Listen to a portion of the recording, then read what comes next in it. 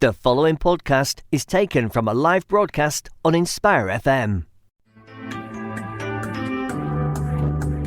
Catch a creative vibe on the Urban Kube with Sister Shamiza. Good morning. Please do not miss. And Assalamu alaikum. It is 10 o'clock, Monday, 16th of December. And you're listening to Shamiza Rashid taking it all the way up to 12 o'clock on where else? Inspire FM, of course. It is the Urban Kube show, promising to give you some great inspirational conversations with fabulous guests that are either local, national or international. And what this show is all about is sharing their journeys, their careers, their creativity to kind of motivate you to get involved, engaged, or maybe dabble in a bit of creativity, because this show is a real celebration of creative connections from all walks of life and also community engagement. Now, as always, the show would love you guys to get involved. So if there's any conversations that we're having and you'd like to have some input, then please feel free to WhatsApp us on 07779 481822. Now, today is a wonderful day for me because it's a celebration of what can you cover? What would you like to eat, or what would you cover with chocolate? It's cover with chocolate anything day. Did you hear me correctly, guys? I know I'm struggling to say this because I'm so excited. I am a bit of a chocolate fanatic, so anything with chocolate goes for me. What's the most unusual thing, guys, that you found strangely covered with chocolate? The most bizarre thing for me has to be chocolate samosas. I'm not feeling the vibe there. I don't know. You tell me. I'd love to find out from you. There's always going to be something quirky mentioned on this show today. So today is National Chocolate Cover Anything Day, guys. Tell me, what's the most bizarre thing that you've come across, that you've eaten, that's been covered with chocolate? Can chocolate biryani roll? I don't know. You tell me. Would love to hear from you on 07779 481822. Now, on today's show, I am super delighted to introduce my following guests who are going to hopefully inspire you and engage with you through the world of poetry, theatre and community giving. Because on today's show, I'm not only joined by the very absolutely fantastic Naima B Robert, a name that you will be very familiar with because she is a friend of the show. From the many years I've been doing this show, Naima has been so gracious in either joining me over the phone or in the studio. And when she did join me in the studio, wow, that was an exciting moment for me because I'm a bit of a fan. She is joining me this morning, inshallah, to talk to us about a very, very poignant topic. And she's refining or redefining the word. And that word is divorce. Interesting. Now, we are aware that there is still lots of taboos surrounded by the word divorce, and unfortunately we are seeing an increase in divorce across not just all communities but also the Muslim community. But there is this sort of taboo surrounding the word, in particular for women. Women feel that they are not, maybe they don't feel comfortable saying that they're divorced or they've gone through that process. And hopefully the wonderful Naima B Robert, who is actually doing a masterclass and redefining the D word, which is an online masterclass, she's actually going to be talking to us about why she has set up this masterclass. And also with Naima, we're going to be talking to her about how to deal with anxiety and stress, in particular around the current political climate.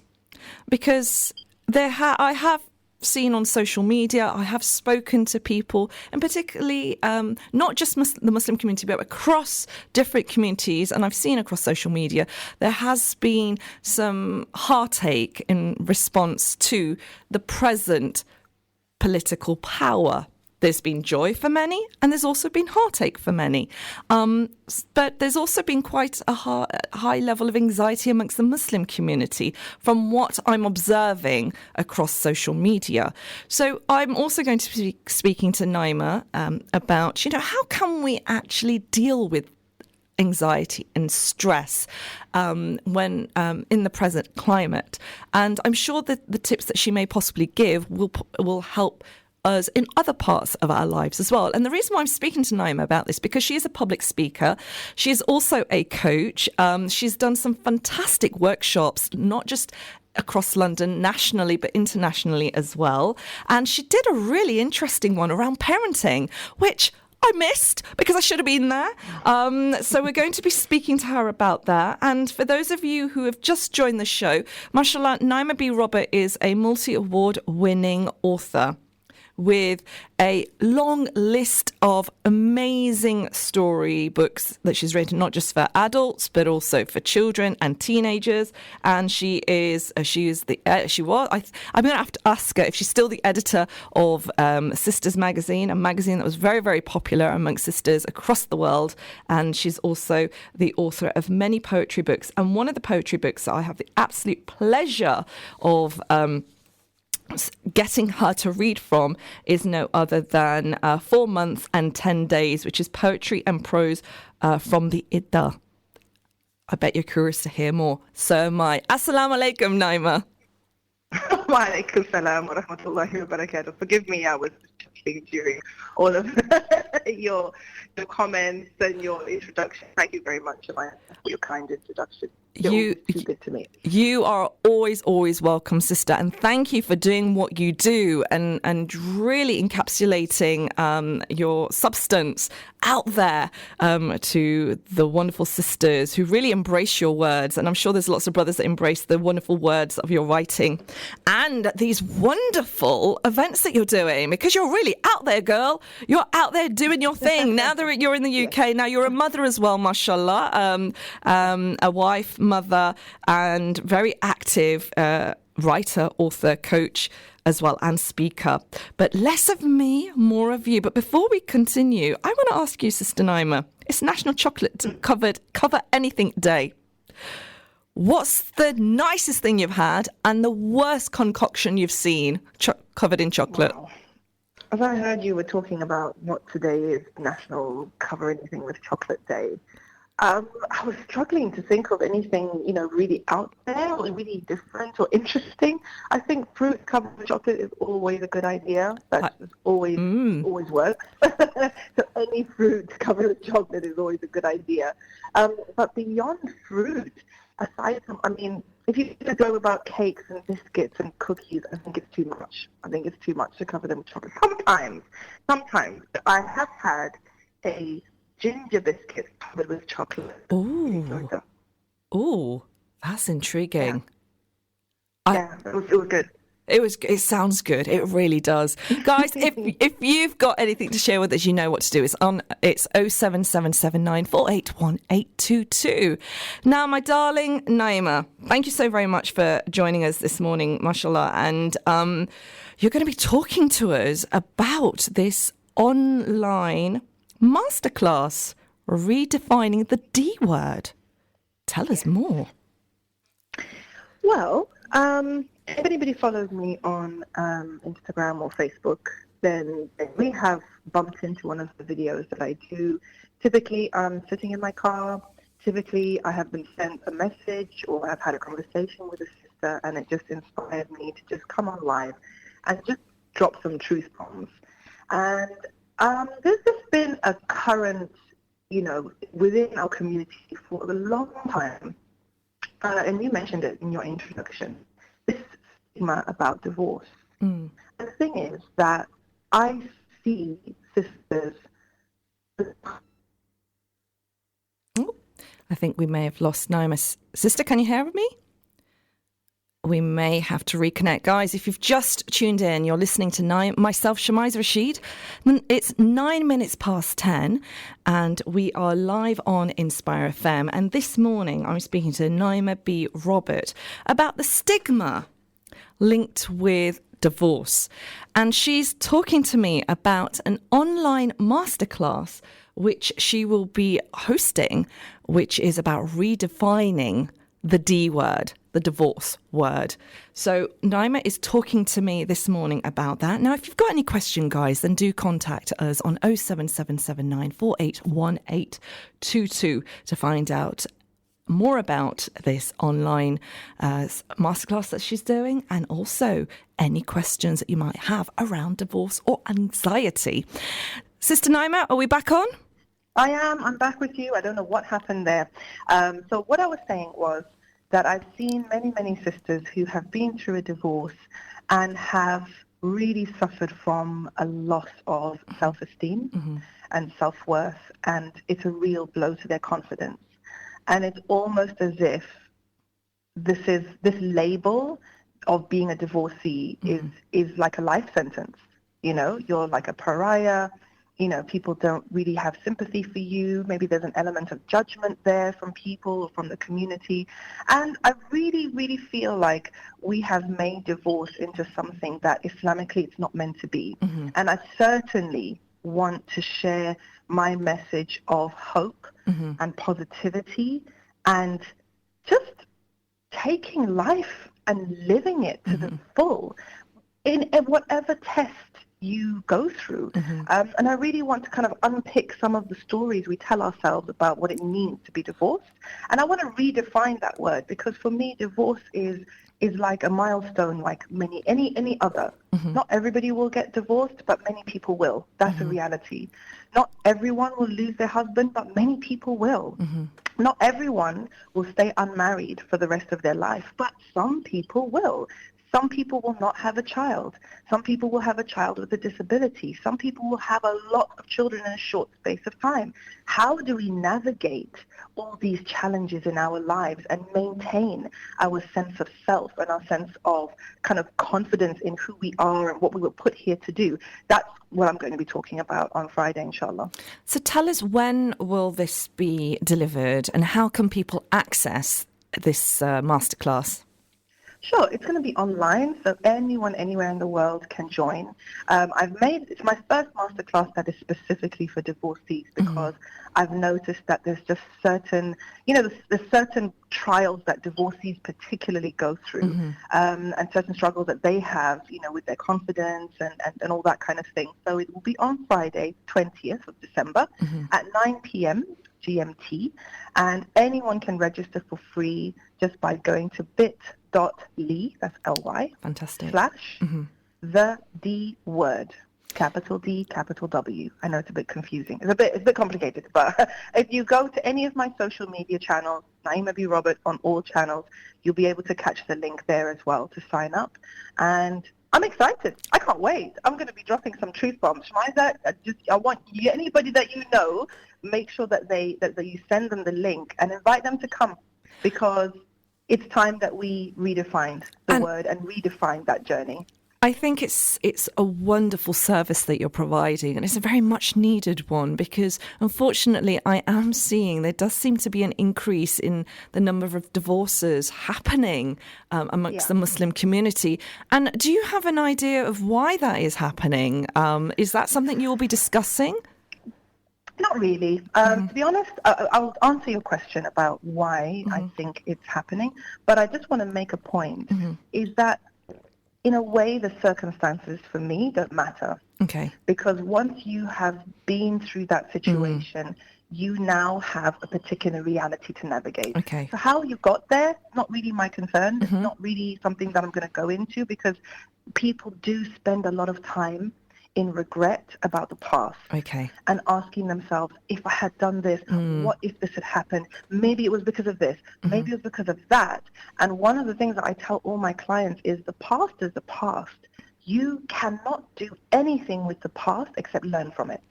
So this is really about moving forward. That chapter is closed now. Move forward, think positively, and this is what it's about. It's about the next stage in your life and how you're going to embrace that and how you're going to evolve with it. Exactly, and it's also about choosing an empowering way to look at that chapter.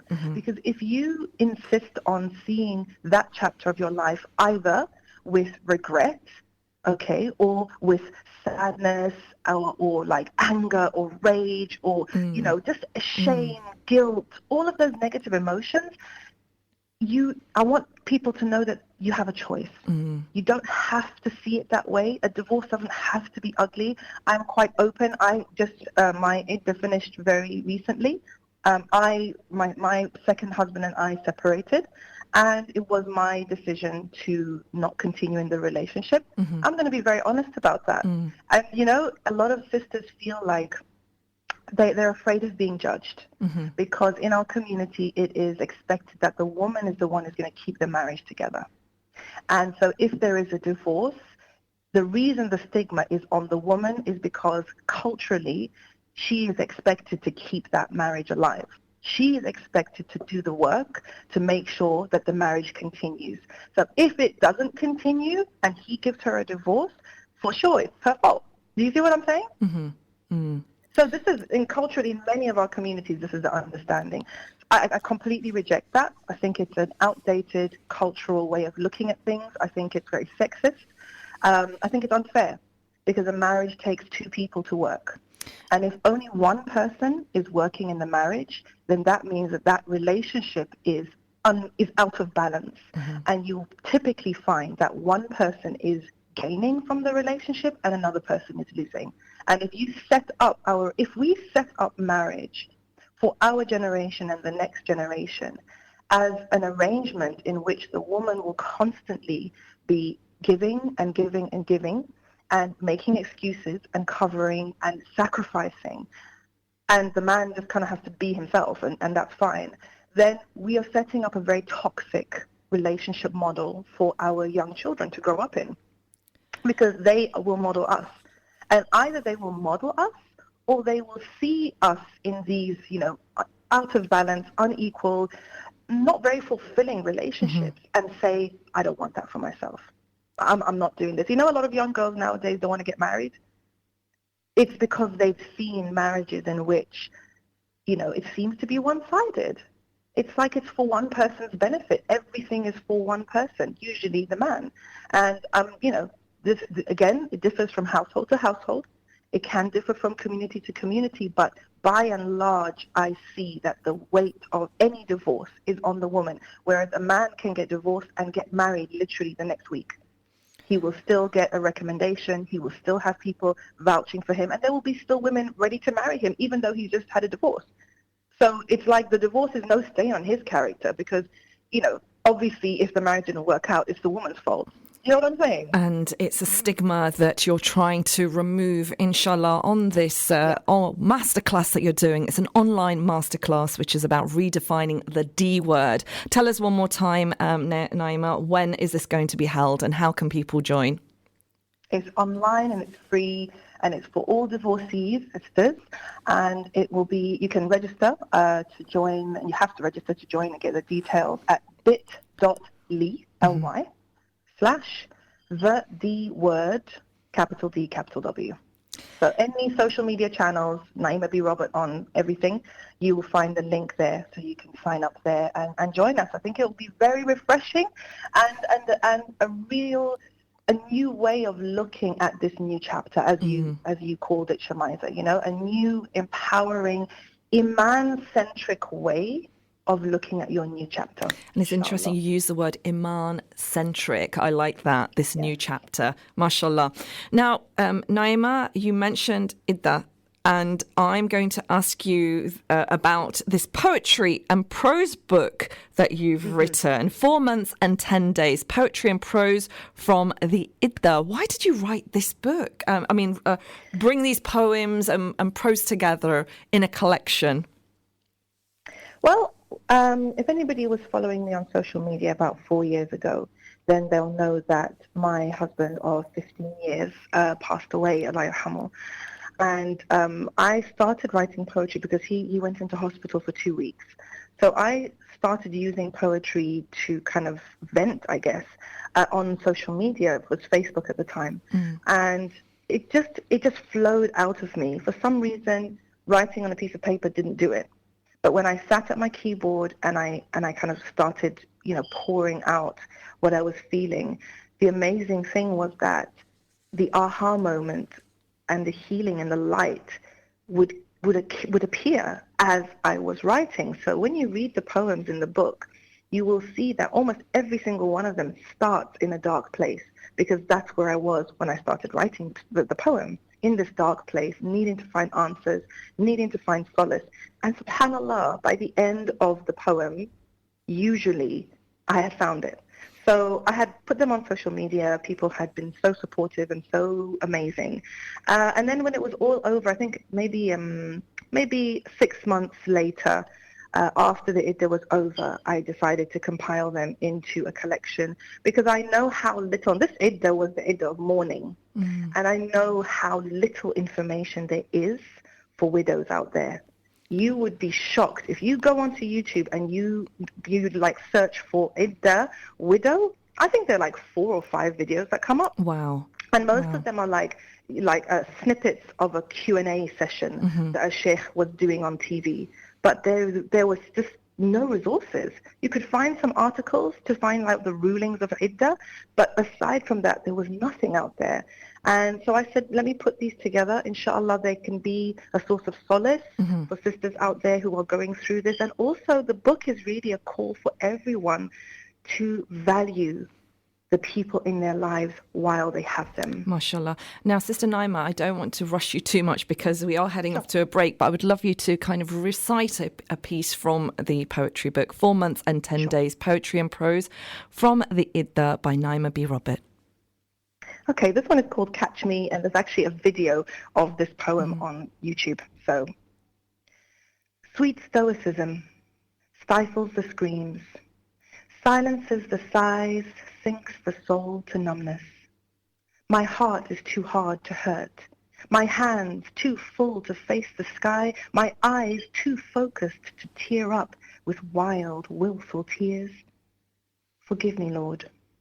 Forgive me and catch me. When my back finally breaks, when my heart finally cracks, when the tears finally fall and fall and fall, drowning me and all my patience, strength and fortitude, when the agony of loss threatens to throw me from the cliff, catch me, Lord, catch me. Utterly beautiful. It is so raw and heartfelt, and thank you for sharing that beautiful piece of writing with us this morning. Catch Me by Naima B Robert from her book 4 months 10 days, Poetry and Prose from the Iddah. Sister Naima, tell us, how can people access this poetry book? Because I just think it's utterly beautiful. It has been spoken of as being relatable, raw and very deep by your Instagram followers. Yes, it's available on Amazon. Anybody can order it from amazon.co.uk, and there are some videos for some of the poems on my YouTube channel as well, and I think there's some audio on my SoundCloud. So we have more coming. Inshallah. But so for now it's on Amazon, and they can access other ways as well on YouTube and SoundCloud. Naima, I want to ask you about anxiety and stress. We've got a couple of minutes left before we head off to the break. There are lots of sisters who've generally been impacted quite tremendously by Islamophobia, and we've seen that in the press. But now, obviously, with the present political climate, there is a bit of anxiety now, more so by the Muslim community. So what would you say to our sisters out there? Now, you're a visibly identifiable Muslim woman, you wear the niqab. Yeah. So how would you embrace, or what's your day-to-day life going to be like now, do you think? It's going to be exactly the same. Inshallah, it's going to be exactly the same. I have traveled widely, sometimes on my own, and there are times when you think, I wonder if he's thinking something, I wonder if she's thinking something. But in general, I just try to have just this tawakkul and this inner strength. And I strive, and I think we should all strive, to not be affected by our circumstances. Because people are people. Doesn't matter who's in government, people are people. And yes, certain situations give people more license to be vocal or even to be violent. Wali'adhu billah. But I think for those of us who are going out and doing our thing, If we were friendly before, continue to be friendly. Have a positive outlook, and remember that at the end of the day, everything is in Allah's hands. So it's not befitting for us, I feel, to withdraw, to constrict, to stay indoors, because it's not like we've been taken over by Nazi Germany. It feels like it, but it's not. Like we don't have the army in the streets, we don't have police knocking on our doors and dragging us away. There is just a climate of fear, but we don't need to feed into that. Inshallah. And I think the more we kind of have confidence that Allah is with us, and that at the end of the day, there are good people out there, project that. Project that.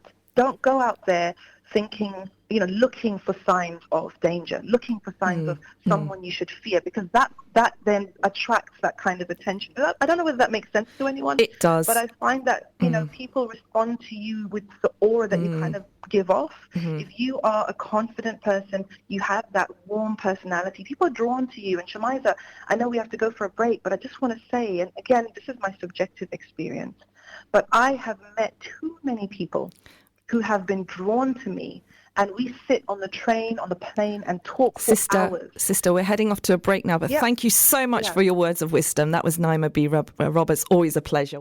The number one radio station for Luton. This is Inspire FM. Catch a creative vibe on the Urban Kube with Sister Shamiza.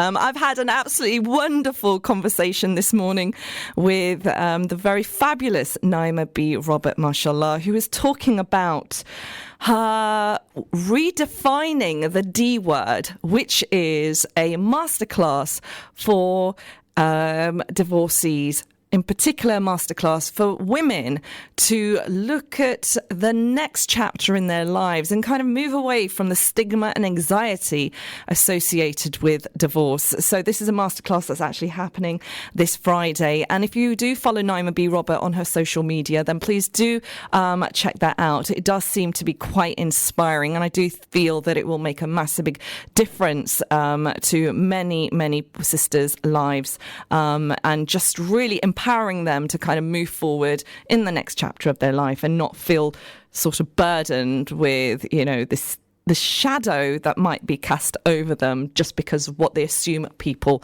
will think. Now, on the show today, I have the absolute pleasure of speaking to another wealth of, lovely guests. As always, they're always full of wealth of wisdom, sharing their experiences with us and their local communities. Now, I'm going to be joined by a guest who's going to be speaking to me all the way from Burton on Trent this morning. Now, he's the chair of a charity called Humanitarian. And the work of this charity is to reach out to the most vulnerable in our society, and they are the homeless. Now, Brother Zahoor Hussain will be talking to us about what they're going to be doing across the winter weeks, the following weeks. Again, very cold.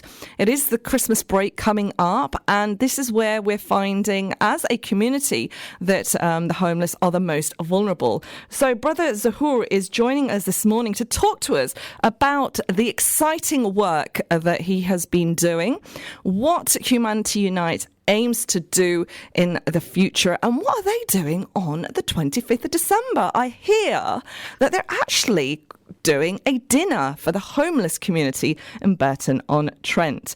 And now a little bit about Brother Zahoor, because he's a volunteer himself, so this is his day job, but he has another job on the side as well, and I think we'll get him to tell us what it's about. And I wonder if it has anything to do with chocolate, guys, because it is, folks, as I mentioned, it's National Chocolate Cover Anything Day.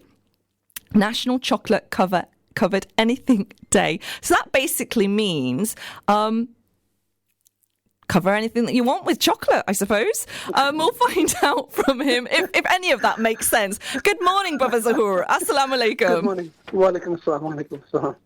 That's very interesting. I actually didn't know that with cover anything in Chocolate Day today, so I've not actually prepared any response to that, other than I have no idea that was a thing, and I might bear that in mind. Please do. Now, I want to ask you, what is if you can, on the top of your head, what's the most surrealist combo that you've ever come across covered in chocolate? Covered in chocolate? Oh my God, no, nothing that I could share on this radio station. The usual stuff, apples, sweets, that kind of stuff. Nothing that would interest anybody, I think, particularly. Apples and apples covered in chocolate. Oh, that reminds me of, apple covered in chocolate, toffee apples. That is epic. Apples, that is epic. It was a derivative of that, and obviously the usual, things like your strawberries and that kind of stuff. But nothing else. Not a chocolate filled samosa. No, God, no, never. That is bizarre, isn't it? It is, yeah, I have heard. I used to work in Glasgow, and there is such a thing as a fried Mars bar. So that's actually the other way around. So okay. That chocolate covered in something else, but no, nothing else. Now, coming back to the show, guys, this is the Urban Cube. We are not some chocolate factory, even though it would be a great place to be this morning. We're throwing out sweet vibes, and we're talking about humanity here and the sweetness of humanity, because it does exist, people, and there are some great folks out there doing tremendous work, reaching out to the most vulnerable in our society today. Now, I have the absolute pleasure of speaking to Brother Zahoor Hussain, who is on the line with me this morning, and he's joining me all the way. Is it Burton-on-Trent this morning? Burton-upon-Trent? It is from Burton-on-Trent, yeah, that's right. And this is where you're working on a voluntary basis with the charity Humanity Unites, which aims to work on the ground with the homeless community, mashallah. But apart from that, you're also working full-time as a freelance IT consultant in cyber security. Yeah. Sounds very, very high-tech, and you manage property businesses and have other business interests as well. But we're going to be speaking about Humanity Unites this morning. Tell us, brother, a little bit more about the organisation or the charity. So Humanity Unites, it's a voluntary organisation that was set up, I think it's coming on for 3 years now, this is our third year, initially to feed the homeless people of Burton-on-Trent. Mm-hmm. It was a one-off event that triggered the setup of this organisation. It was a New Year's event that a founding member, Mohammed Nabil, instigated. So on New Year's Day, he booked a restaurant, and they donated the food and the venue for the whole day on New Year's Day for anybody that was in need to come and have a free 3-course meal. And that sort of inspired us really to try and take that to the next level and make it a regular thing. Mm. So I did a little bit of research in Burton-on-Trent, not wanting to duplicate things that were already around.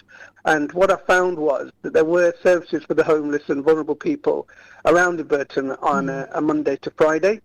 So I sort of set myself a target or a vision, if you like, or a mission statement, whatever buzzword you want to give it, to try and make sure that anybody that's homeless or vulnerable can get a hot meal 7 days a week in Burton-on-Trent. Right. That's where we started. It was a one-off event. And as I said, from there, what we did was we set up a weekly event at one of the local community centres. A group of us got together between us, our families and our friends and contacts, would then set up a rota to provide a hot meal. So say there was 4 or 5 of us, only one of us would be cooking once a month. And that would basically mean every weekend there'd be a service for the homeless and vulnerable people to come and eat and have a 3-course meal, mingle and talk to people. And what we decided to do was call that a community event rather than a soup kitchen or a feed or anything like that. What we decided to do was open it up and have it as a community event. So there was no stigma attached to attending. There was no prerequisite. There was no questions asked. It was almost a pay-as-you-feel. If you wanted to pay towards the meal that you've had, we were happy to take the donation to help us pay for, obviously, the cost of the venue and food and other things. And if you didn't want to, that was fine too. So that was really where we started. I really like 1 day a week. I really like the fact that you changed the language. You changed that around from not calling it a soup kitchen, by calling it a community event. Do you think it's important that we kind of readdress the way we label things to make it a little bit more inclusive? Absolutely, yeah, and that was exactly why we did it. Because, as I said, I know people that struggle. They're not necessarily homeless, and some people don't necessarily even struggle to feed themselves. Some people are just lonely. They want some time with other people. They want interaction. They want to be able to communicate with people. And by labelling it in a specific way, that would mean that a certain group might feel as if they're not welcome or it's not for them. So having a broader label like that would mean that it was all inclusive, and we do literally get all sorts of people coming in. Community leaders come in, councillors come in, other people come in just to sort of come and meet people and have a conversation. We did start at one point having little events, so we'd have a little chess competition going. A couple of the service users were quite good at chess, so we'd have that set up in one corner. We had a little bit of music going on in the background as well, so that there was a bit of an atmosphere there, and exactly what we said. Created a community event by putting on these different sorts of things. So, how's the response been in the community? How has it brought people together? The response has been really good. Like I said, we do literally have all sorts of people come in. We do get homeless people, we get counsellors, we get community leaders, we get just people coming in off the street, wondering what's going on, coming in, sitting down, having a meal, cup of tea, cup of coffee, having a conversation, and it really is not just about feeding people. As I said, there are some people that come and they regularly come, and we try to engage with people, try to understand why they're there, what they want out of it, and like I said before, a lot of the times it is just somebody to talk to, just something to do on a Sunday morning. And that's such an important thing, isn't it? Just having communication. I mean, I saw a Facebook feed of a story of a gentleman by the name of Trent who'd spent around, I think, 10 or 20 years Christmas on his own. And it was a group of Muslim students that came round to him and gave him a tree and presents. And that gentleman was in tears. He was in absolute tears. He couldn't console himself because this was the first time he felt that somebody had actually paid him attention. And these were young Muslim students helping this elderly Christian gentleman, and he was just crying his eyes out because he just was in disbelief. And this engagement between the Muslim community and the non-Muslim community through Humanity Unites, how important is that? Yeah, extremely important. And you've mentioned somebody breaking down in tears after that sort of engagement. It just reminds me of a story at one of our events. So one of the things I've forgotten to mention is that we do every single week have a barber from one of the local barbers called MGH Barbers. They come every single week and offer free haircuts to anybody that comes to our events. And there was a chap who had such long hair and out of control hair. The barbers gave him a haircut, and I actually witnessed it, and it was not life-changing, but it was very significant to see that happen. It made me feel like it was all worth it. The guy had his haircut, stood in front of a mirror after having his haircut, and he just started crying. He says, "I've just never seen myself like this for so long. I'd almost forgotten what I really look like or what I feel I look like inside, and this haircut has made so much of a difference to me." So if you're having that sort of an impact, then you just hope and pray that you're doing the right thing. Inshallah, because you don't realise that kindness is free, and just that act, a simple act like that, can really make a difference in a person's life. Yeah, there's a number of stories I could tell. There's another one that's just come to mind. When we first started setting this up, obviously it was new, not many people knew about it, so we had to do a little bit of outreach, go out into find out where the homeless people stay at night, make them aware of our event. And there was one particular service user of ours that he just wouldn't make eye contact with me. He wouldn't talk to me. He wouldn't look at me. He was obviously in his own world. He's got his own problems, being homeless. So he turned his back on me. I tried to give him a leaflet, tried to engage with him and say, look, this is an event. You can come tomorrow. This is where it is. He just would not have any interaction with me at all. I persisted and tried. I think I saw him again a week later. He took the leaflet the second time. And I can tell you about a month later at one of our events, he came and there was some music on in the background, and he got up and he stood and he started sort of dancing and moving with the music, and one of our other clients got up and they did the same thing. And to see that change within somebody who literally wouldn't communicate, wouldn't make eye contact, to come to one of our events and actually be smiling and literally dancing, it is significant, and it just shows that these kind of things, although it doesn't seem significant, they are very significant to these people. So apart from haircuts and something to eat, a space for people to gather, to communicate, and feel welcome, what else does Humanity Unites offer? Are you taking into consideration with the rough sleepers on the streets? Is there anything that you're doing for them with warm clothes? Yes, there is. Yeah, so we do offer a service where people can place orders with us. At one stage, one of the community members had a warehouse that he let us have free of charge, and that warehouse is probably a couple of thousand square feet. And we put out appeals to people in the community to make donations, and that warehouse was full within a couple of weeks of donations. So what we did do was we take those items to the event, and literally we saw people as if they were shopping. They'd pick up items, they'd try a shirt on, they'd try some shoes on, and basically help themselves. We obviously monitored it, making sure nobody was taking advantage of it. But yeah, we did that sort of thing. So we provided clothing, sleeping bags to people if that's what they needed, and food parcels as well. That's something else that we do. So we've got some connections through some of our members at social services and various schools. In fact, I've just very recently had a request from a school for a food parcel, some nappies and essential household items. So when that kind of request comes in, we'd put it out on our Facebook page or our contacts within our personal circle to ask if people can donate and try and meet those kind of needs as well. So you mentioned a Facebook page. So could you share your Facebook page with our listeners this morning? Yeah, now we are based Luton. This radio show goes out Luton surrounding areas, but we're also across Peterborough on Salam Radio and Sheffield Link FM. And I don't know if they're a little bit more closer to you than we are in Luton, but I'm sure that there must be somebody who would be willing to support the work that you're doing. That'd be brilliant. So it is just Humanity Unites. If you search for Humanity Unites on Facebook, you should find us on there.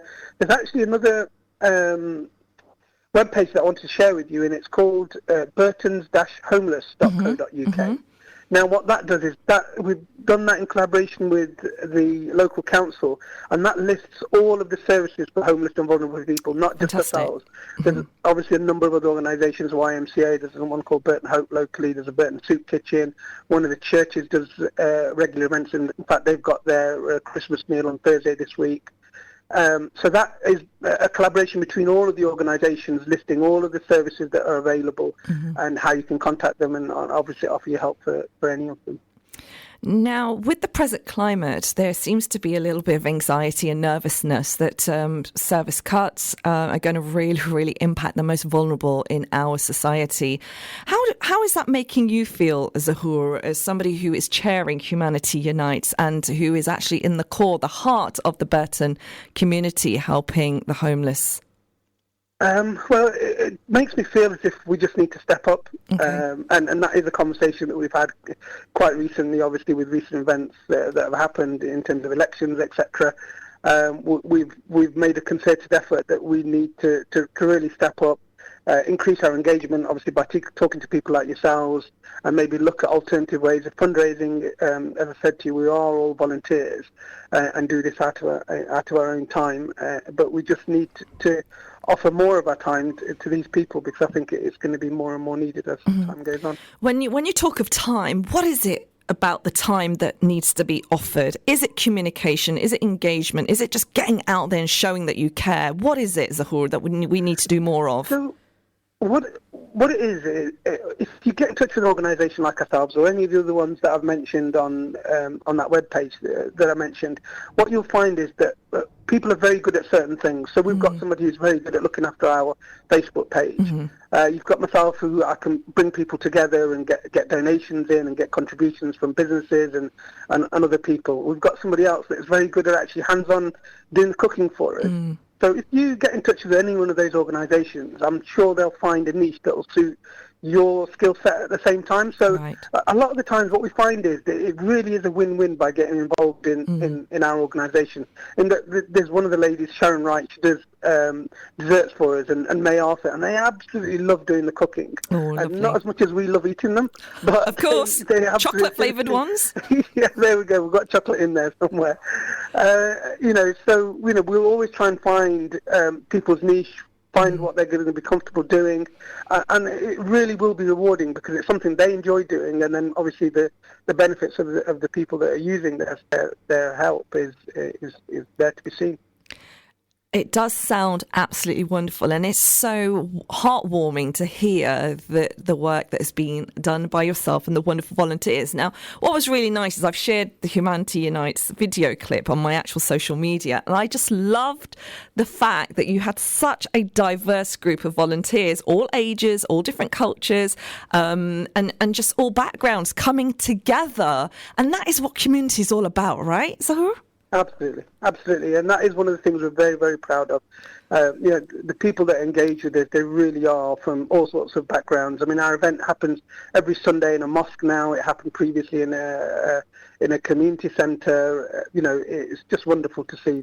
And you mentioned it happened in a mosque, and also, do you also do events in churches too, or is it just mosques and community centres? Our event is weekly in Oxford Street Mosque in Burton on Trent, but churches that we work with offer their services on I think it's a Tuesday and a Thursday at one of the churches, and also there's actually a night shelter that's opened up at St Paul's Church in Burton on Trent. Right. So that's run by the YMCA. So as I said, we work across all of the different groups, make sure that we're not duplicating services and that we are actually fulfilling a genuine need by engaging with all the different people across the different services on offer. So even if you did duplicate the service, I mean, that's extra help and support. Do you all the services kind of come together and collaborate in any way? Yeah, as I said, the initiative that's been set up by the council to bring us all together, so there's a regular meeting where all the services get together and discuss what we're offering. And you're absolutely right, even if they are duplicated, there's only more help that's out there for people. But in terms of our vision as volunteers, what we want to do is offer the help where it's most needed. Of course. Folks, if you've tuned in, you're listening to Shemiza taking it all the way up to 12 o'clock on the Urban Kube. The time is 10:51 and I'm speaking to Brother Zahoor Hussain all the way from Burton upon Trent this morning, talking to us about a charity he chairs for called Humanity Unites. Now, Humanity Unites is really reaching out to the most vulnerable people in the community in Burton, and they are really, really blessed and lucky to have the support of yourselves, Zahoor, and many of the organisations out there. And may the work continue and strengthen. Now, Zahoor, I want to ask you, how much does faith play in your role that you do at Humanity Unites? It's very significant. I mean, there's a number of sort of narrations that drive me to want to do this more and more. And I'm not particularly well versed, but I know a couple of them are things like, as a Muslim, if your neighbour goes to sleep hungry, then you should be ashamed of yourself. You should treat your neighbour as if it is yourself. And there's many examples like that in the scriptures that mean that we need to help people. It doesn't matter what background they are, what circumstances they're in. You just need to help people. They don't have to be Muslim. They don't have to be from a Muslim country, etc. So, yeah, I mean, it's absolutely at the core of what drives me to do this. And you do this voluntarily? Yeah, all of us, every single person that we've got within the organisation is a volunteer. Nobody gets paid. In fact, quite significantly, all of us make a personal contribution, financial and personal in terms of time, to do this. And again, that's part of our faith in that things like our zakat, our charitable contributions, and other contributions in general, should be going to the most needy in our society. And is it, from what I recall, you're doing something around the Christmas? You're actually hosting a dinner for the homeless? We are, yeah, we are. We do it every year. We do a New Year's event and we do a Christmas event, and we always try to make it a little bit special, a little bit different, to make it seasonal, to make it feel as if people are included. We'll offer raffle prizes and presents and is biryani on the menu? I'm not sure what this year's Christmas menu is, to be honest, but adding a bit of fusion, getting a bit of Brother Zahoor's vibe in there, maybe. Yeah, you know what? You don't want to taste my cooking. You absolutely don't want any of my cooking in there. So I'll leave that to the experts in the group.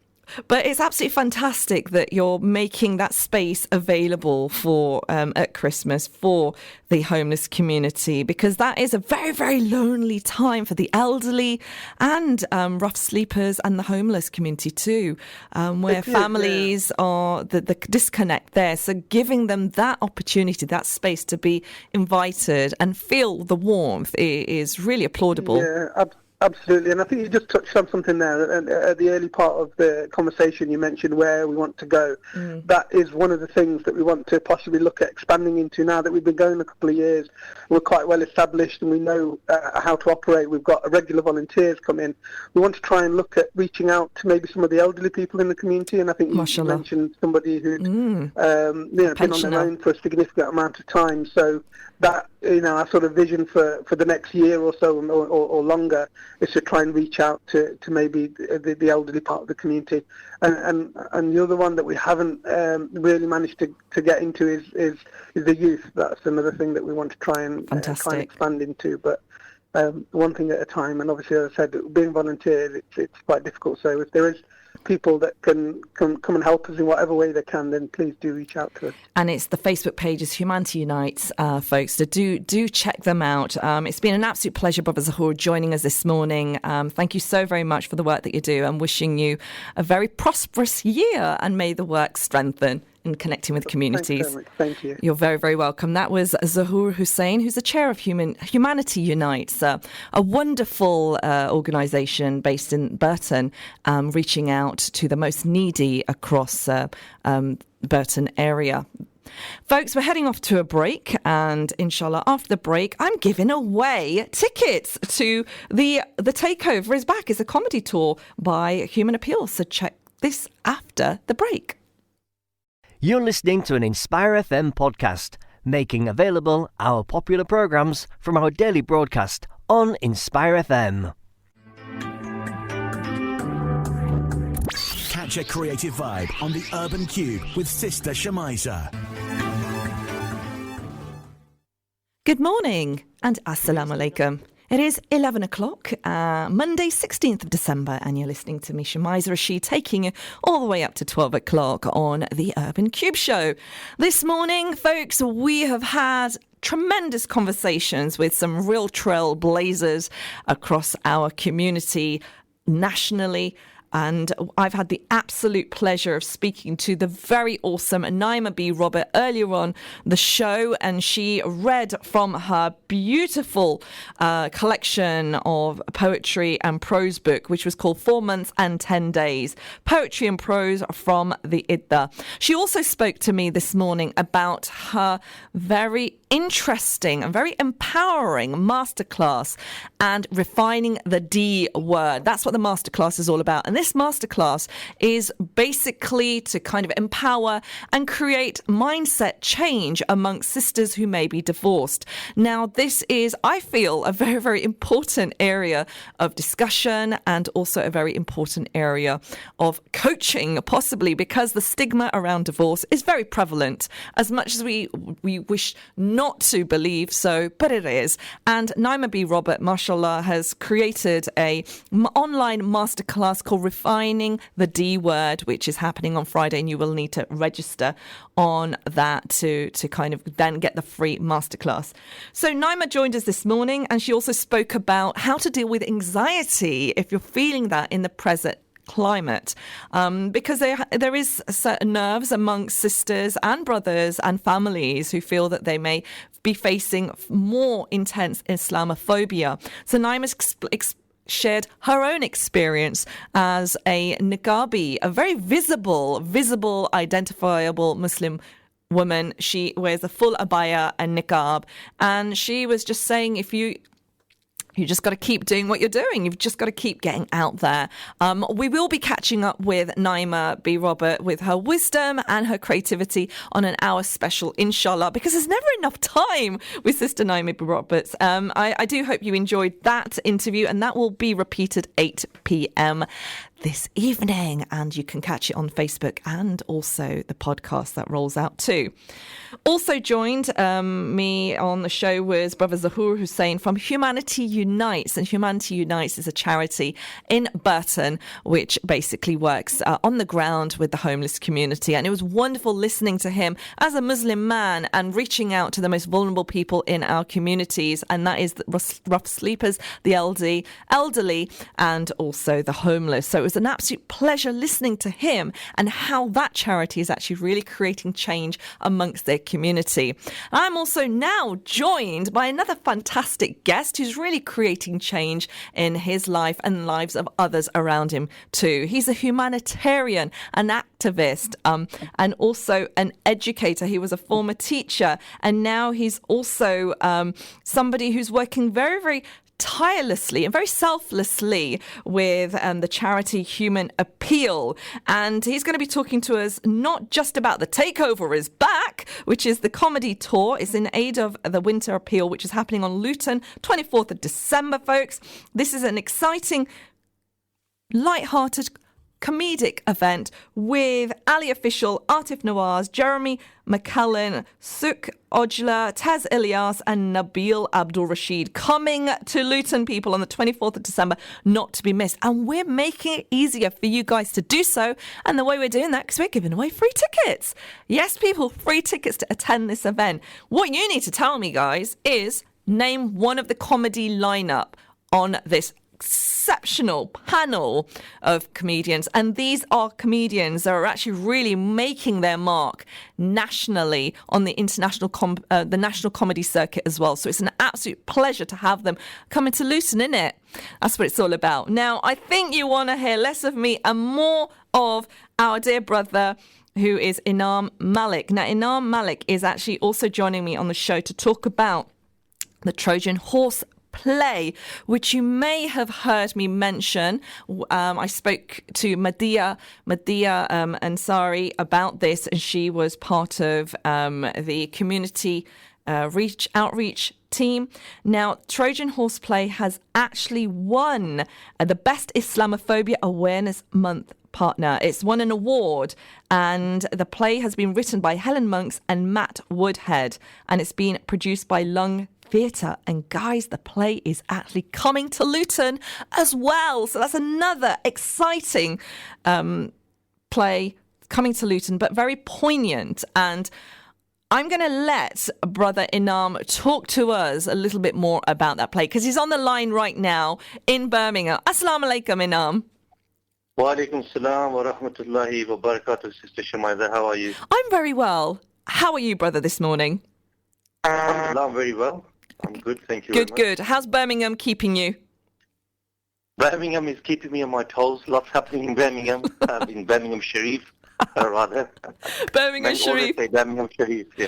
Bless you. You have been very, very busy across this year, doing your not just your humanitarian work, but your activism as well, and working very, very closely with Human Appeal, travelling around the world. So it's lovely to have you back, feet on the ground in Birmingham. But you're going to be coming to Luton, aren't you, brother, on the 24th of December. Tell us why you're coming to Luton and what can we expect? So right now, Human Appeal had just kicked off their 19-city takeover comedy tour. It's our 5th year, and it's going to be the biggest ever. And we were in Leeds a few nights ago, Glasgow as well. We were in Bradford yesterday, and we are coming to Luton on the 24th on Christmas Eve at Venue Central in Luton, which is on Lee Grave Road, as I'm sure all of you are aware. It's a fantastic venue, and it's always a fantastic show in Luton. We've got a fantastic lineup of comedians, as you mentioned, Atif Nawaz, Jeremy McClellan, Suk Oja, we've got Ali Official, and we've got Tez Ilyas. We all know that Tez is, mainstream comedian, absolutely phenomenal. So we've got a brilliant lineup. It's going to be a night full of laughter, full of comedy, but essentially it's It's for a great cause. It's for our winter campaign, which is to raise emergency winter kits for refugees, mainly in Yemen, in Palestine, in Syria, in Pakistan, in Lebanon, in Somalia, and in Iraq. So winter, is very harsh for most of these refugees. They live in tents. The tents are collapsed by the snow. They don't have heating. They don't have regular food supply. So what emergency pack provides, £100 can provide an emergency kit for one family of 4 to 5 individuals. And this will be coats, gloves, jackets, socks, fuel, basic things that they need to survive the winter. So as much as it is about fun and having an enjoyable time, but it is for a good cause. So I encourage everybody that's listening in from Luton to please show your support, book your tickets on the Human Appeal website. You can go on to www.humanappeal.org.uk. All the information will be there. Right now, we've got a fantastic offer. It's a friends offer, 2 tickets for £10 and 5 tickets for £25. So it's really cheap. Anybody can afford it. Come along, have lots of fun, bring your friends and family, and support our cause. Can I tell you something funny, brother? Yeah, go for it. We're giving some tickets away for free as well. Just saying, hashtag, yeah? So, folks, we are also giving away free tickets. You can actually catch that on the Rise and Shine show, inshallah, tomorrow morning. And Brother Khalil's show on the children's round tickets are going to be given away. And even the Urban Kube people, we are going to be giving tickets on to this show because do you know what? We need a laugh, right? We so need a laugh, Brother Inam. What do you say? Definitely do. Oh, we definitely need a laugh. I mean, on Leeds, it was on Friday, we were in Leeds, and obviously we were all a bit dejected with the election results. Of course. And honestly, I was down myself personally, and I was a bit concerned that, the people coming on are going to be a bit down, a bit disappointed. But I think that the timing was perfect because we kicked off in Leeds, and all of the comedians were absolutely hilarious, and all the crowd was laughing, and the mood really changed. I think it was much needed, so we definitely need a laugh, and I think this is a perfect opportunity, perfect timing for everybody to come and have their spirits lifted. That's the right word you've used there. Get your spirits lifted, people, on the 24th of December. The takeover is back, and that is the Human Appeal Comedy Show 2019. And I just want to say, Sister Shumaira, just to add on to what you said, Inspire already, as you mentioned, giving giveaways. They already have the tickets, so different shows are providing tickets, which is absolutely fantastic. I want to thank Inspire FM for their continued support, supporting all of our Human Appeal projects. We really appreciate it. And obviously on our show, or your show, they're also giving away a couple of complimentary tickets as well, which is absolutely fantastic. I like that. I like his selling technique there, guys. Now, the reason why you're good at that is because you have, I'm going to be kind of reflecting on your background. Now, mashallah, guys, if you've just tuned in, it is the Urban Kube, and I'm joined by Inam Malik. Now, he's a former head of modern foreign languages. He's a humanitarian, entrepreneur, and activist, and he is on the show this morning. So these are lots of different areas that I'm sure will inspire many of our listeners this morning. Now, if you have any questions relating to anything that we're talking about, please do get in contact with us on 07779 481822. Now, the competition giveaway, folks, is 2 tickets on the Urban Kube for the takeover is back. And this is in aid of the Human Appeal Winter Appeal. Now, we're asking you guys is who's on the lineup? I might give away a clue or two away. Maybe Brother Inam might. You need to keep listening, and we will be rolling this interview all the way up to 12 o'clock because Brother Inam is going to stay with us, inshallah, because he's got lots to talk about. And coming back to your background, brother, humanitarian work. Mashallah. I have observed you on social media. You've been traveling to Pakistan and, you travel quite consistently with the charity. What is it that kind of fuels you to go out and give your time to the less fortunate? I think, first of all, I feel blessed and honored to be part of a fantastic charity like Human Appeal. All charities out there do great work, but in particular Human Appeal. And being a donor for many years at Human Appeal, having attended the events, to get an opportunity to work with them was absolutely fantastic. And it's been a great experience for me, and I can't thank the charity enough for giving me the opportunities to go out there and see firsthand the real, poverty and desperation that people face on a daily basis. To see that firsthand, to see the issues that people face is very heartbreaking. It has been quite emotional, but at the same time, it's heartwarming to know that Human Appeal, with the support of our UK donors, especially in Luton, are doing a fantastic job to lift people out of poverty and make a long-lasting difference in their lives. So it's made me very humble. I'm absolutely humbled. I'm grateful for the opportunity, and it makes you reflect on the fact that despite all the issues that we go through, life is a challenge. We all go through challenges, but we are so fortunate still that we have a roof over our head. We get fed 3 times a day. We live in a warm house. We have family around us. And, sometimes we can be ungrateful. That's just the nature of human beings. But seeing situations like this, being put in a position like that where you see firsthand with your own eyes, you experience talking to beneficiaries on the ground, the struggles they go through, it makes you really, grateful for what God has given us. And sometimes, we're not always grateful for what we have. So for me, gratitude has been a big thing, to be honest with you. It's made me reflect on how lucky and fortunate I am that what Allah has given me, what He has bestowed upon me, compared to all these people in different countries that I've met and the struggle they've gone through, subhanAllah.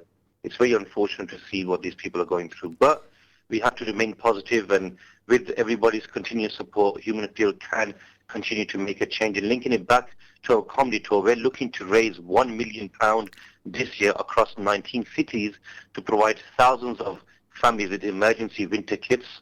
So, we're counting on everybody's support to provide these refugees in Syria, in Palestine, support in the winter so that, they don't freeze to death, and we can save lives with your support. Inshallah, inshallah. Now, coming back to the takeover is back. It's the Human Appeal comedy tour show, which has been travelling across the country, and one of the cities is Luton, and that is the 24th of December, guys. We're giving away 2 tickets on today's show. Now, I want to ask you, folks, who's on the lineup? Who is on the lineup of the comedy tour? Now, if you know the answer, you need to contact us with your name and your number on 07779481822. Don't forget to include the answer as well.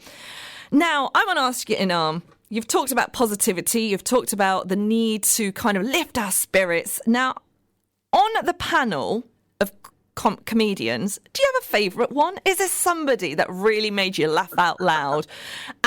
Or do you just pretend to make them all happy? No, generally I find Tez quite funny. His dry humour really appeals to me. He's a bit grumpy, isn't he, on stage? But he's kind of funny too.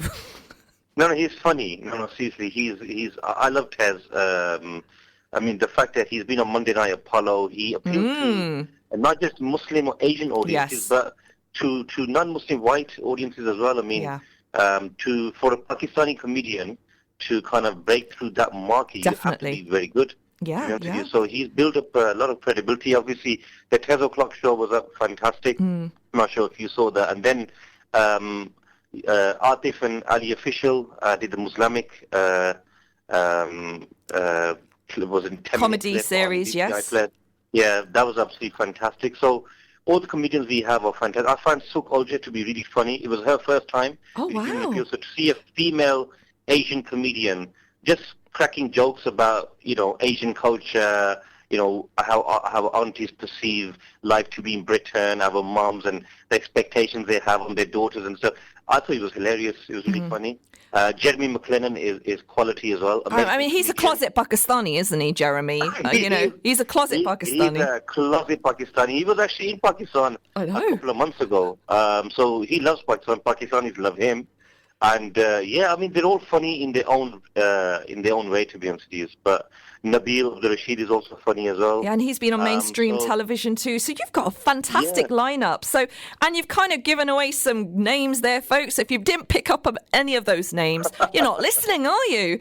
Now, great panel of comedians on this show. So it's definitely worth a attending, and even more so if you grab a free ticket from the competition that they were rolling out. So, folks, the Urban Kube, with courtesy of Inam Malik from Humanitarian, we're giving away 2 tickets on the show this morning for the Takeover comedy show, featuring some of the leading comedians that have actually broken through to the mainstream, who've performed on television, screen and stage, grand places like the Apollo, and have come to a screen to you as well, are on this lineup. It's tremendous. And I absolutely am really quite enamoured by the fact, Inam, that these are really quite high-profile comedians, and yet they're coming back on this tour and on the festive holiday break too. Why would they do that? I mean, I think that he has a fantastic relationship with Human Appeal. Most, if not all of them, have toured with us before. For some of them, this is their 50th year. So in some ways, Human Appeal was that kind of platform for them to launch their career. So they respect and appreciate that as well. And it's just a two-way thing, really, with the comedians. They understand, how much of a difference they can make as well, and how fantastic this tour is, and what Human Appeal are trying to do. So, we thank the comedians for joining us year in, year out. You're right. They could be doing something else. It is a festive time. They could be, stuffing a halal turkey. They could be doing that. Exactly. Yeah. But Christmas crackers, halal turkey, everything else. But no, they always look forward to this as well. Mashallah. It's absolutely fantastic. We're blessed to have them with us, to be honest. As you mentioned, they're the A-list kind of Asian Muslim comedians right out there on the market right now. So they're the best of the best. So to have them, something fantastic. And this is the reason why 3 of our shows have already sold out. Manchester sold out, Bradford was sold out, Leeds was sold out, and there's a number of other cities that are sold out. In fact, I think almost every show will be sold out. So Luton, ladies and gentlemen, get onto that website, book your tickets, or call into the studio, answer that question, who's a lineup of comedians, and grab your free tickets. Inam, it's my show. You don't want to miss out. Inam, it's my show. Oh, sorry. Yeah. This is the thing. I did tell you I get a bit carried away. When you give me an opportunity to speak, I get a bit carried away. And you're great at that, though, aren't you? Because you are a public speaker, you are a entrepreneur, and who's doing extraordinarily well because you do train. You've got a team of employees that you train, and you do motivational speaks too as well. So I can fully understand why you want the mic, brother. And we're going to find out a little bit more about that. So your interest in entrepreneurship. Tell us a bit about that. Yeah, about 4 or 5 years ago, I always liked the idea of going into business, but working full-time as a teacher, I just didn't really know where to begin, what to do. Traditional business, the cost of investment up front, you're looking at a lot of money, then the risk factor attached to it. So I was always open-minded into looking at things. So then I looked at a few opportunities, and, I realized that the way forward is online, doing something which is kind of almost risk-free or has very little risk attached to it, which is flexible, involves doing something online, which is the way the world was heading at the time. Course. A lot of corporations, businesses going online. So through a friend of mine, we decided to get involved in network marketing 4 or 5 years ago, direct selling, if you like, working in the industry of essential services, providing essential services for customers who need and use these services every day. And for me, it was just a side thing, just to earn an additional income to supplement my full-time job, with the view of, 5-10 years down the line, being in a position where I could be financially free, as well as having my time back, which enabled me to do the things that I love, because I just couldn't see myself working full-time for somebody else until I was 65, 70. Yes. I wanted to break away from the mold, which we're taught, go to school, college, university, although there's nothing wrong with that. It's fantastic. We should do that. But then, be an employee for the rest of your life. For me, I couldn't see myself doing that until I was 65, 70. Hence why I got involved in online e-commerce business. And I've been doing that now for the last 4 or 5 years. So what advice could you give them? I'm sorry, I'm going to let you finish off. Is giving you what? Brother Inam, you can Say that again, Shemaza. I cut you off there, and you said the business has given you what? No, so this has given me an opportunity to travel the world, meet very successful entrepreneurs in Europe, in the UK, having a different mindset, personal development, meeting people who share the same goals and vision has been absolutely fantastic. Being introduced to books, audios, it's helped me to become the person I am. Personal growth is very, very important.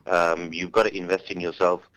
And when you surround yourself around successful people, they've been through a journey themselves. So when you can take positive aspects from different people, it adds to your own experiences and shapes you to become the person you are, which is a better person than you were when you started several years ago. So for me, it's been absolutely fantastic. Of course, we all want to make more money, but it's not just about having extra money. It's about, adding value to other people's lives. It's about becoming a better person. And life is a journey. And I think if we all stay in the same position 5-10 years from now, we haven't grown. That really is a tragedy. We have to develop as people, be it through entrepreneurship, be it through other aspects of life. We have to continue this growth until we are no longer on this earth. And this is very, very important. Some real interesting snippets of wisdom that you've reflected there. And your personal journey and your growth is something that we're going to go into a little more depth after the break, because Brother Inam, you've kindly agreed to kind of stay with me on the show over the phone, because the charity, the Takeover comedy show, that's what it's called, but it's interesting as it kind of relates to your life as well. You like your comeback too. And we're going to be talking about that comeback after the break because it revolves around a play which, interestingly, is also coming to Luton because it's on a 2020 tour. And this is called the Trojan Horse play, the Trojan Horse tour, which has received an award from Mend in Birmingham.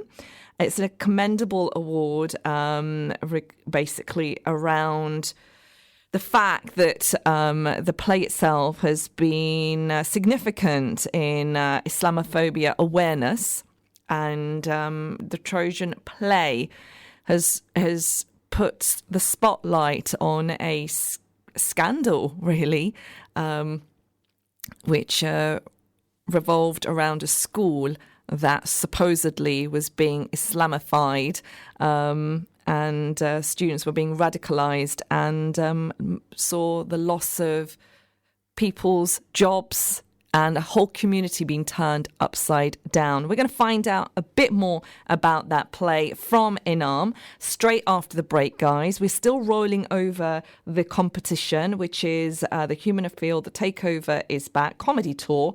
2 tickets to give away for that. Tell us who's on the panel of the comedy lineup, and then those tickets will be yours. You need to message us on 07779481822 with your name. And it's the 24th of December, guys. And we will make sure you need to make sure you're available so we can get these tickets to you. After the break, still joined by Brother Inam Malik, who is kindly joining me to talk about the Trojan Horse play and the tour that is actually coming to Luton. Mashallah, it's actually coming in January, the play itself. So do not go away, guys. Come back straight after the break, where more conversations with Inam and I after this. Assalamu alaikum. On 105.1 FM, Inspire FM. Catch a creative vibe on the Urban Kube with Sister Shemiza. Good morning, good morning, good morning, and assalamu alaikum. It is 11:30 exactly, Monday, 16th of December, and you're listening to me, Shemiza, taking it all the way up to 12 o'clock on the final half an hour of the Urban Kube show. Now, today's show has been full of interesting conversations, as always. It's been super inspiring. I've had the pleasure of speaking to Naima B Robert earlier on in the show, and she talked about her online masterclass, Redefining the D word, which is about empowering change, changing the mindset of the stigma around divorce. Also had the pleasure of her reading a poem from her book 4 Months and 10 Days Poetry and Prose from the Idda. Plus, we also had the very delightful brother Zahoor Hussain from Burton, and he spoke to us about his charity that he chairs called Humanity Unites, and it's a charity that goes to the heart of the homeless community and provides soup kitchen food, community conversations, and also hygiene healthcare as well. A wonderful, wonderful conversation that was had there. Now, if you'd like to catch up with any of those conversations, then the repeat of the show is 8 p.m. this evening. We also have a podcast going out straight after, and so there's no reason to miss anything, really, is there? Now, I've had also the great pleasure of speaking to a very delightful brother all the way from Birmingham, and he is no other than Inam Malik. Now, Inam is talking to me today about the comedy Takeover by Human Appeal. Now, the Takeover is back, people, 5 years running, and they're coming back to Luton on the 24th of December. Now, this is a comedy show like no other comedy show because you have the A-listers of comedians on this lineup, from Ali Official, Atif Nawaz, Jeremy McCallan, Suk Ojla, Tez Ilyas and Nabil Abdul Rashid. Now, they're names that you will recognise because of television and also the Apollo, the biggest showcase for comedians. Some of these comedians on this panel have actually been featured quite visibly. They have really broken through on the comedy circuit, so it's an absolute pleasure to have them coming to Luton. Now, the question once again is, folks, tell me, give me a name of one of the comedy lineup folks that are showcasing on the 24th of December, and you have a chance to win a pair of tickets. And they're free. So you can't get better than that. Comedy, that's free. 07779 481 822. Do tell us your name, messages, and give us the right answer. And we look forward to handing those tickets over to you. The competition line will end by 12 o'clock. So, guys, you've got about 15 to 20 minutes to get those answers rolling in. WhatsApp us, please. That would be great. Now, back to the show. As just before the break, I had the absolute pleasure of speaking to brother Inam Malik, who is part of the Human Appeal tour, and he's a humanitarian fundraising who has travelled to many a country providing support and assistance through his work, through his humanitarian work. He's the former head of Modern Foreign Languages. He's also a very successful entrepreneur and an activist. Now, earlier on, we spoke about him as part of the comedy show,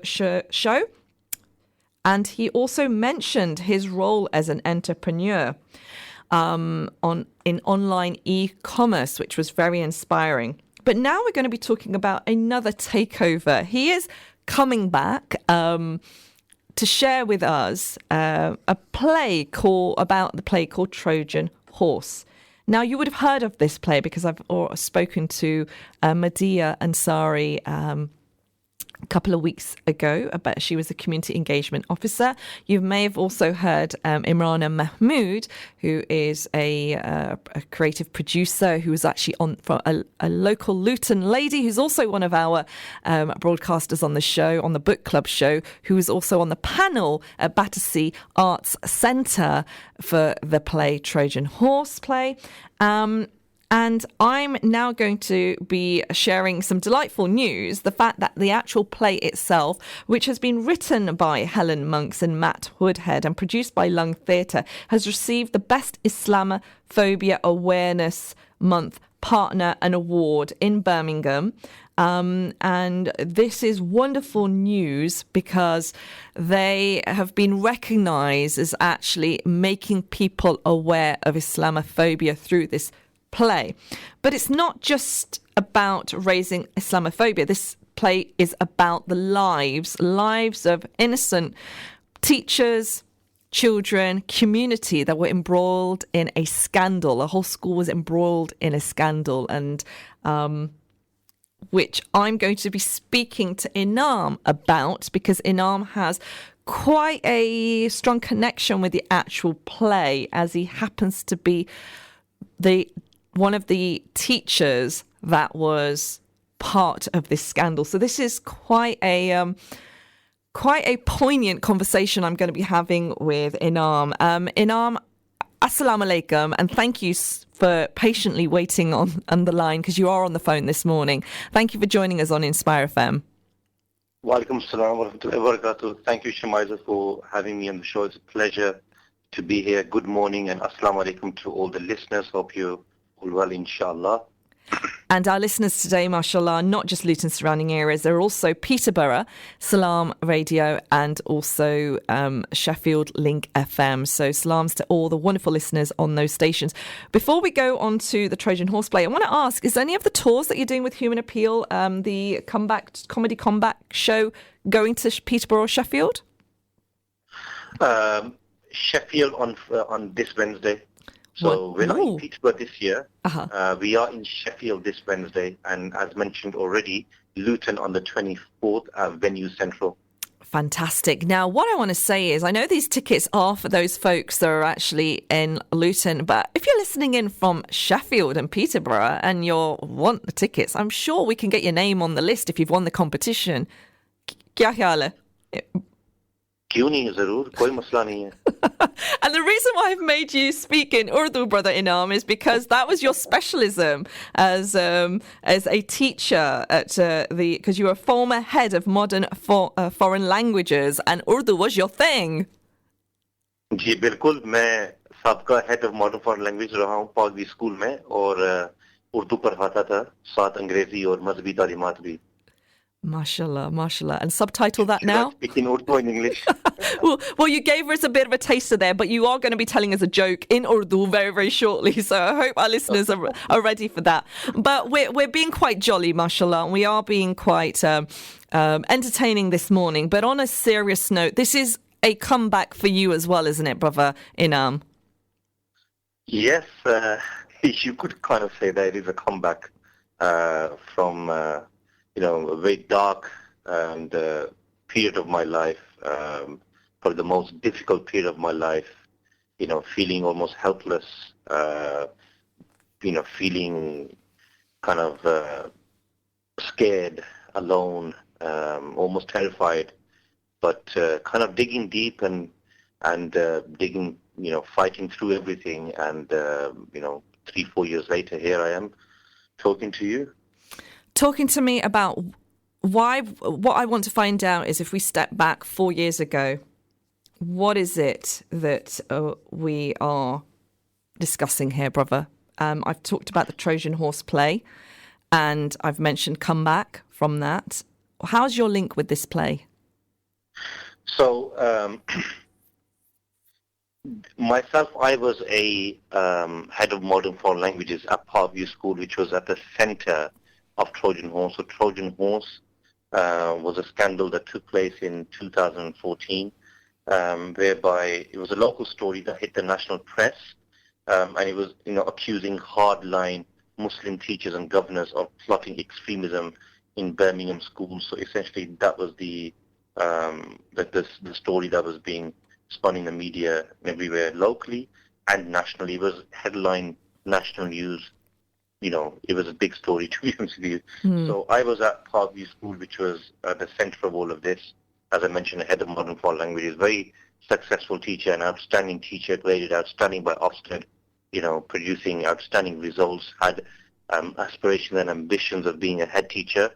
Unfortunately, caught up in the middle of this, along with a few other senior leaders. And to cut a long story short, because I know that I'm going to be back in January talking in more depth about this, so I don't want to give too much away, but Inshallah. I then was accused of promoting extremism or undue religious influence, which was the umbrella allegation for all the teachers that were involved. In 2015, we had a trial court case at the DFE headquarters in Coventry, which lasted 2 weeks, which was covered by the local and national media on a daily basis. In 2016, in February, I was given a life ban from teaching, a career that I absolutely loved, that I gave my heart to. And that same year, I then took my case to the High Court, and I was the first teacher in the Parkview Educational Trust to have his ban lifted by the judge based on procedural impropriety, meaning that the judge said in the verdict, the reasoning behind lifting my High Court ban, the life ban, that the prosecution team deliberately withheld key information or didn't fail to provide disclosure that would have been in my favor and that would have given the panel that gave me the life ban a full overview of the case.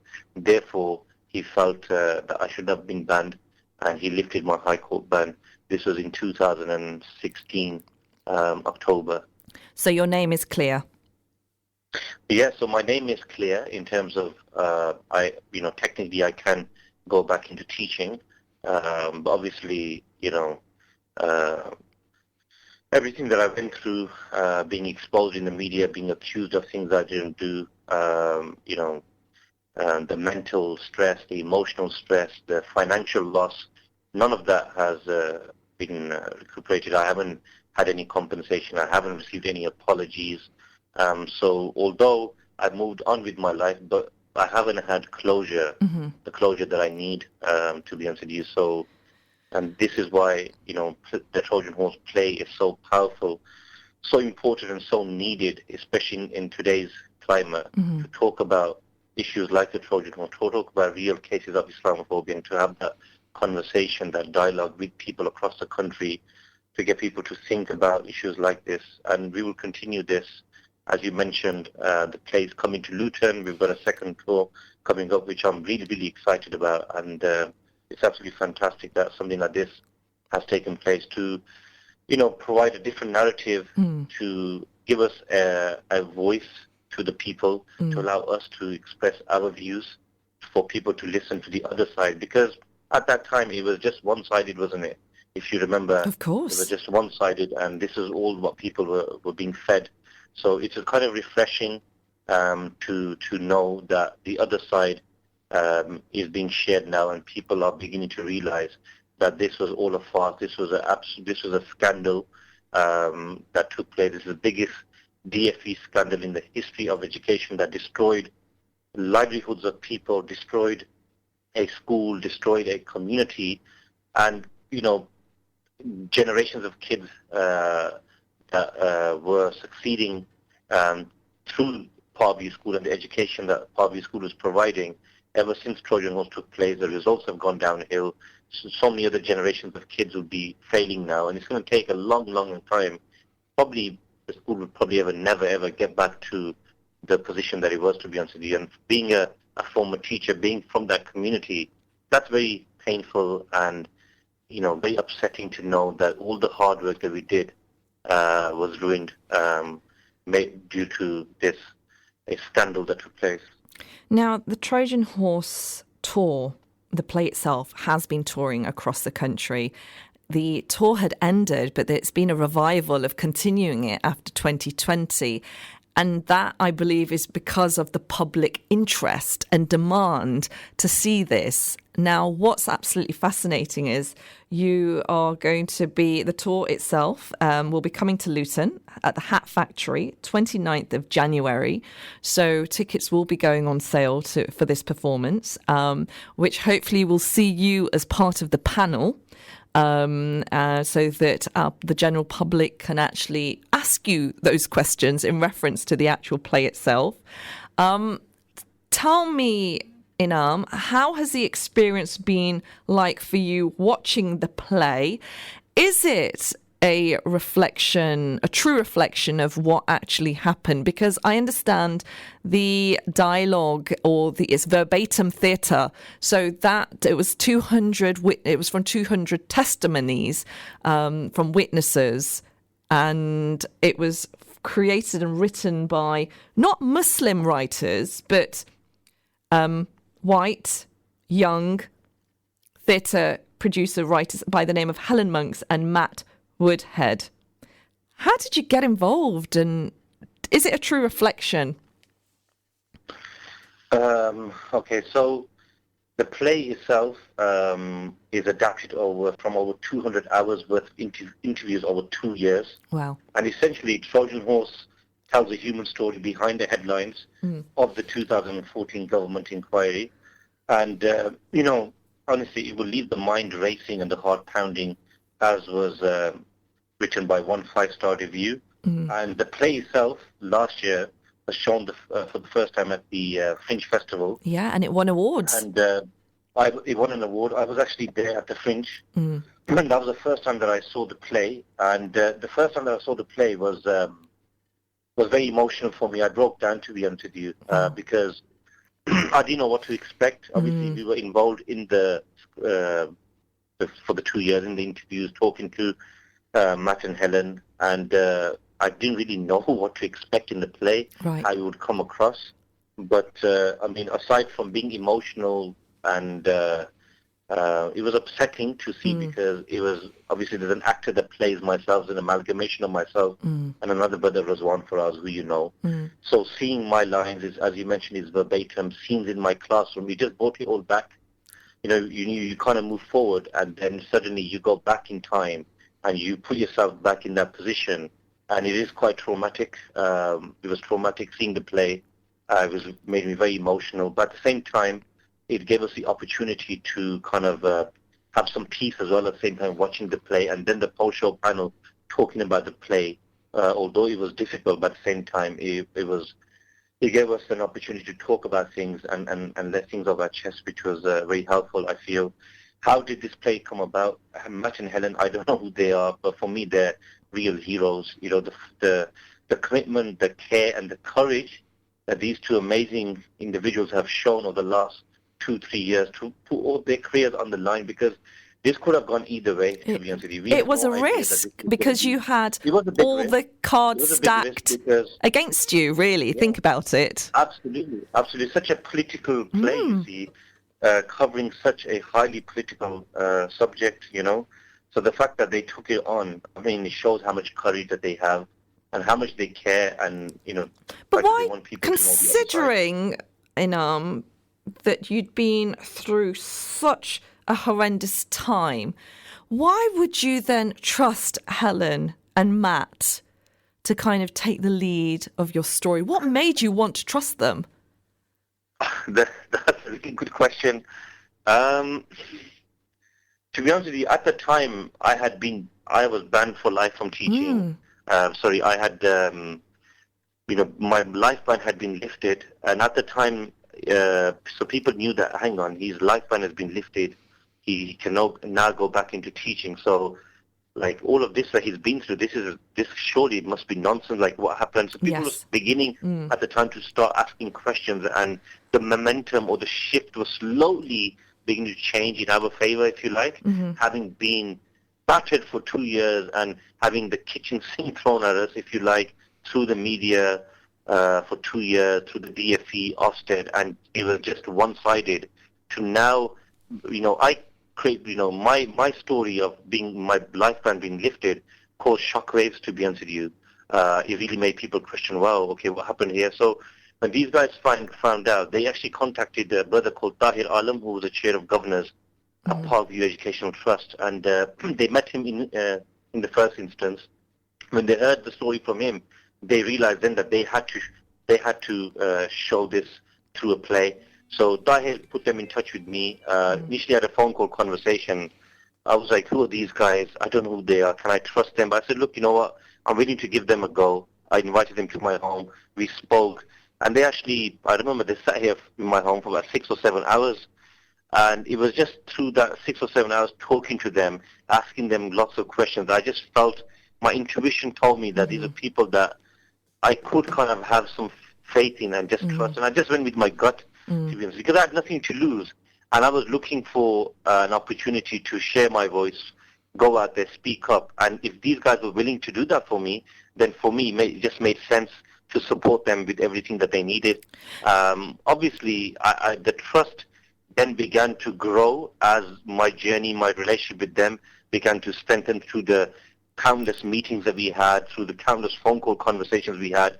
The relationship became stronger and the trust started to grow, and I just felt that they were genuine people. And obviously when the play was shown, that was the kind of confirmation, if you like, that, yeah, it was all worth it. All these 2 years that we've spent hours upon hours, days upon days, meeting, talking to these two individuals, it was worth it.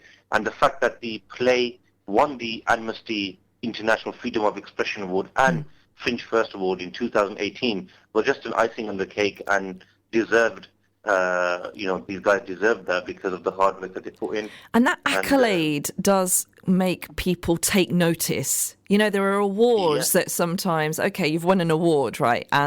But this accolade did make people sit up and take note.